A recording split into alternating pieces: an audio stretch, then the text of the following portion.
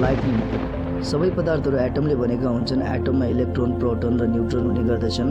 यिनीहरूलाई सब atomic particles भनिन्छ। यसैको कारणले गर्दा सबै पदार्थहरूमा स्ट्याटिक इलेक्ट्रिसिटी हुने गर्दछ। आँधी तुफान आएको बेला हावा र पानीका बीच टकरावका कारण हावामा भएको प्रोटोन माथितिर र पानीमा भएको इलेक्ट्रोन तलतिर सर्ने गर्दछ, जसको कारणले गर्दा बादलको माथिल्लो किनारमा पोजिटिभ चार्ज र तल्लो किनारमा नेगेटिभ चार्ज थुप्रिने गर्दछ। यसरी निरन्तर चार्ज थुप्रिनाले वायुमण्डलको म्याग्निट्युड बढ्दै जान्छ र अन्तमा यदि एटोमिक चार्ज कोल्याप्स हुन पुग्दछ र बिजुली चम्किन्छ।